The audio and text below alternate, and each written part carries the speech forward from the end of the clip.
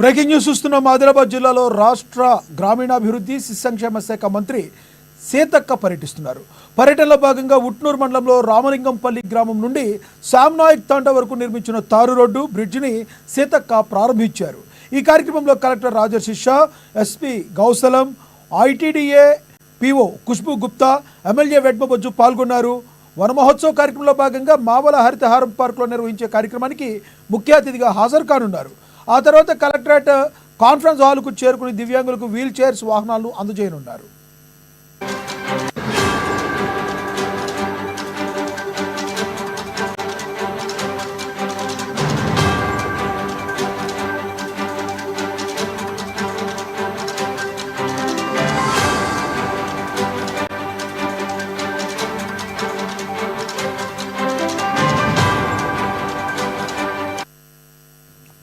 Breaking news చూస్తున్నాం. ఆదిలాబాద్ జిల్లాలో రాష్ట్ర గ్రామీణాభివృద్ధి సంక్షేమ శాఖ మంత్రి సీతక్క పర్యటిస్తున్నారు.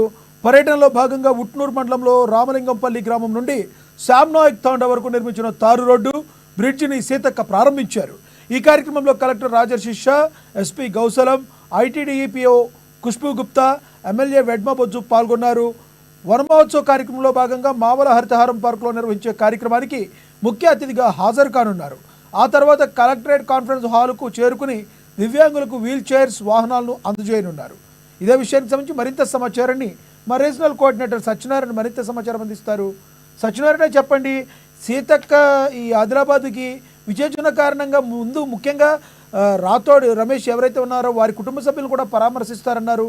అక్కడికి ఎప్పుడు వెళ్తారు? ముందు ఈ కార్యక్రమానికి వెళ్తారా? ఎలా ఉంది షెడ్యూల్? Good morning Lakshminath. అయితే నిన్న సాయంత్రమే సీతక్క ఉట్నూరుకు చేరుకున్నది. అయితే ఉట్నూరులో రాత్రి బస చేసింది.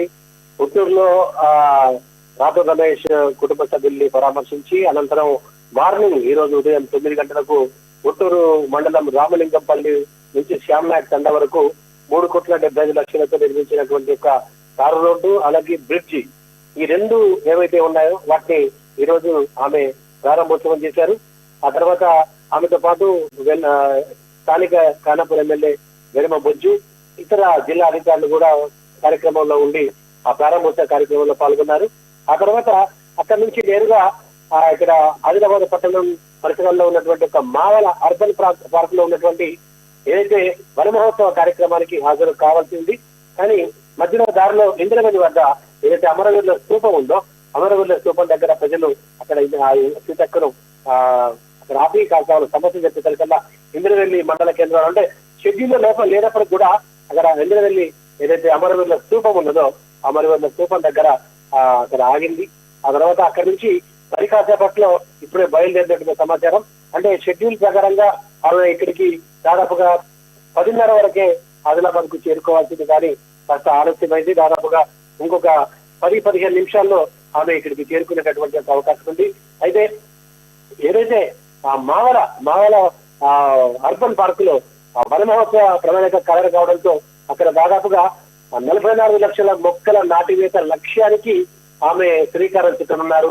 దాదాపు 29 శాఖలకు సంబంధించి పచ్చదనంలో పెంపు లక్ష్యంగా ప్రభుత్వం దృష్టి సారించడంతో దానికి అనుగుణంగా మొక్కలు నాటే కార్యాచరణని ఆమె ఈ యొక్క కార్యక్రమం ఏదైతుందో దానికి గా ప్రారంభించి ఆ మొక్కల నాటివేతకు ఆ లక్ష్యానికి చేరుకునే విధంగా మరి 29 శాఖల అధికారులను ఆమె అవగాహన కల్పించినటువంటి అవకాశం ఉంది. అలాగే అదేవిధంగా మొక్కలు నాటేలా తగు చర్యలు తీసుకోవాల్సినటువంటి ఒక అవకాశం కూడా మనకి ఇక్కడ కనబడుతుంది.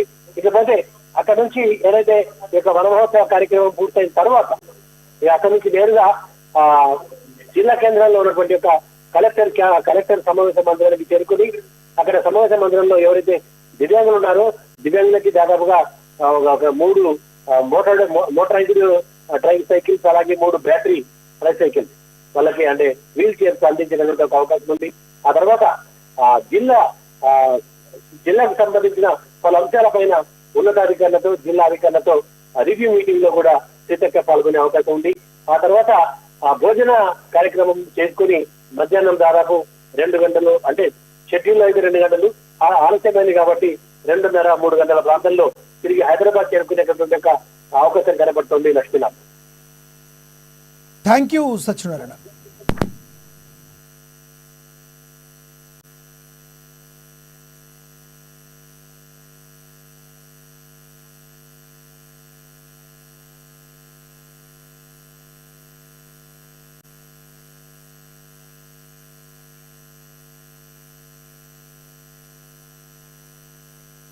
सिद्धिविनायकाय नमः। नाना प्रकारे क्षत्रादिद्र वर्ण स्वर्ण धूपा